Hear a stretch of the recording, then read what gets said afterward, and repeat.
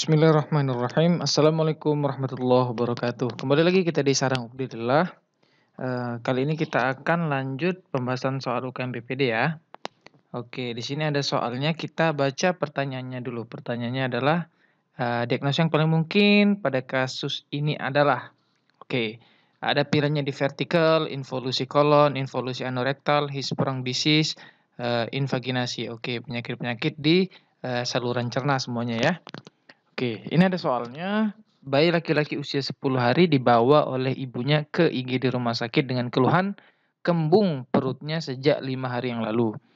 Diketahui pasien pertama kali buang air besar saat usia 3 hari dengan BAB berwarna kehijauan dan lengket.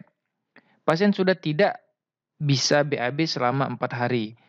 Oke, pasien lahir spontan per vaginam. Dari pemeriksaan radiologi barium enema ditemukan penyempitan segmen distal kolon. Maka, apakah diagnosa pada pasien tersebut? Oke.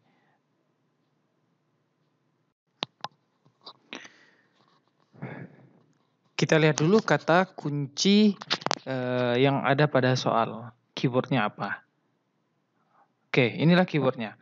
Jadi, kata kuncinya bayi usia 10 hari, bayi itu kembung, tidak bisa BAB, sudah 4 hari, kemudian mekoniumnya, BAB pertamanya itu keluar saat usia 3 hari, itu sudah termasuk amat sangat lama untuk pengeluaran mekonium. Oke, pemeriksaan barium didapati penyempitan segmen distal kolon.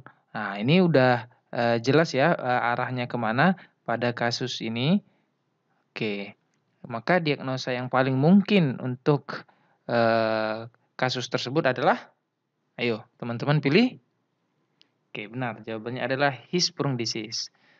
Jadi Hirschsprung itu kelainan bawaan pada bayi yang baru lahir berupa adanya segmen aganglionik usus.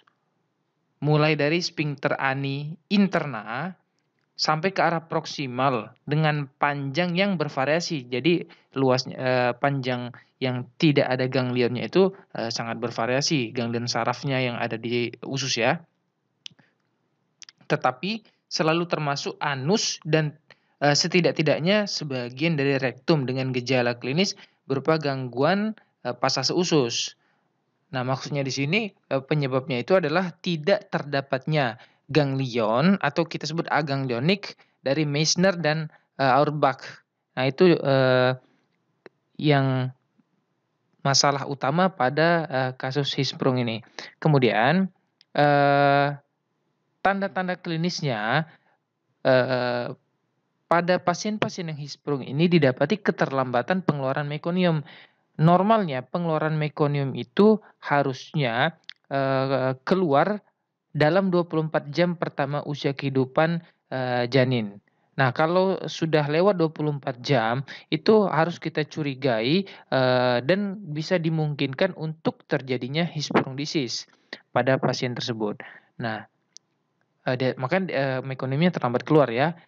Dan itu juga yang mengakibatkan nantinya adanya tanda-tanda obstruksi letak rendah. Obstruksi letak rendah. Kemudian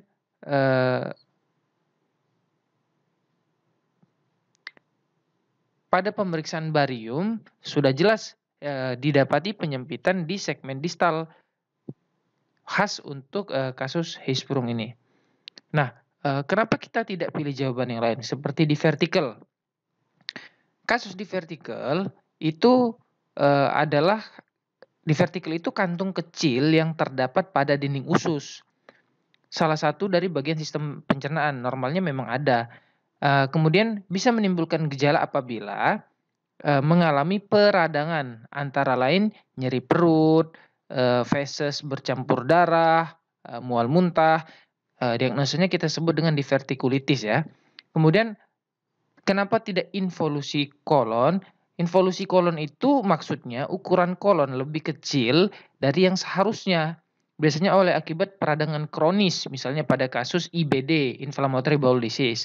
Kenapa juga tidak involusi anorektal? Involusi anorektal itu sama, yaitu ukuran anus rektumnya itu lebih kecil dari ukuran yang seharusnya. Jadi tidak termasuk diagnosa. Kemudian, kenapa tidak invaginasi?